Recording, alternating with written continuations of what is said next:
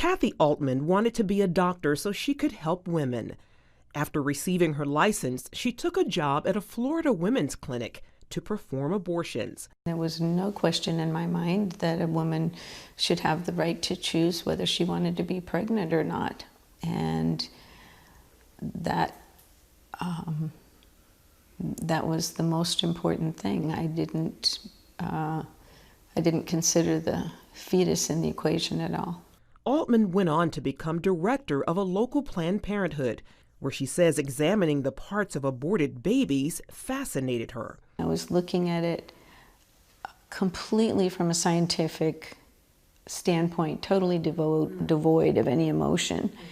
And it was amazing. And I used to send the different parts down to pathology, and then on our pathology rotation, we would look at those slides, and it fascinated me. She even performed abortions while pregnant. I didn't see any problem with that.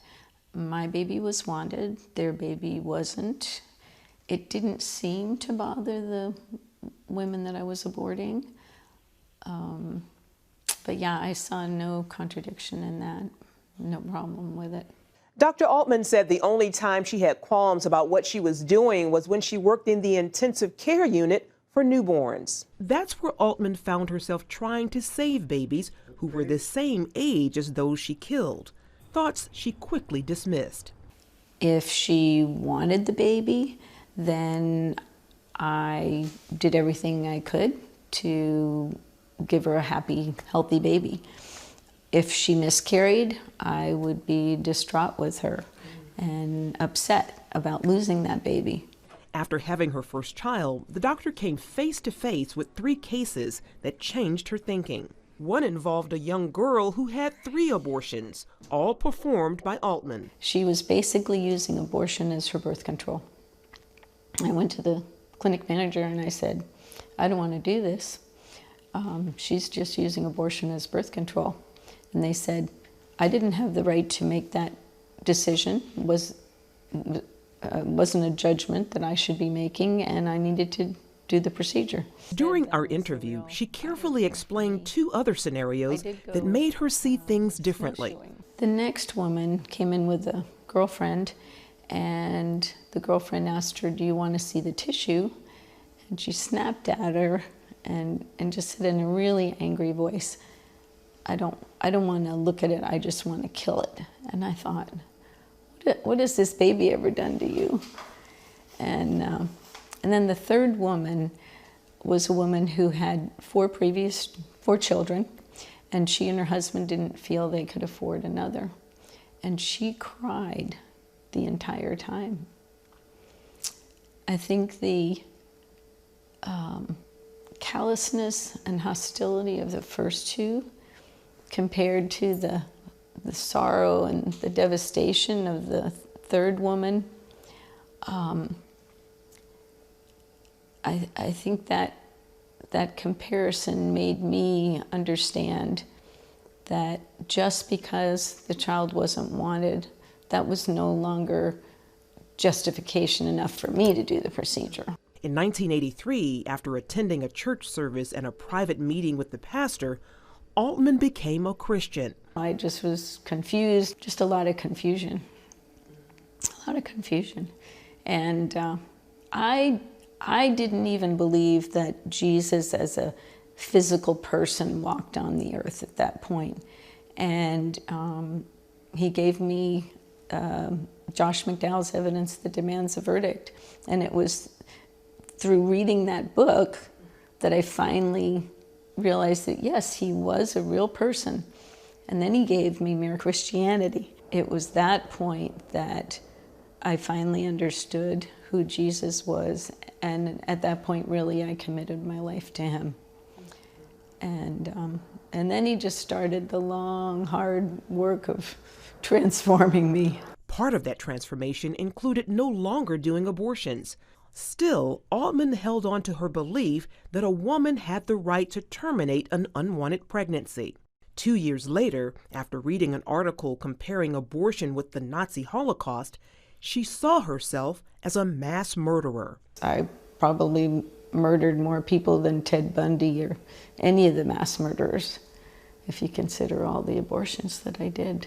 Forgetting that dark past was not easy. It's one of the most wonderful things for an OBGYN to meet a child they delivered or that child's child. That is such a joy. But it's bittersweet because I think about all the people that I will never meet because I aborted them. After talking with a Christian counselor, Altman received much-needed peace and healing. We're very blessed to have the McNutt Christian Healing Center here in Jacksonville.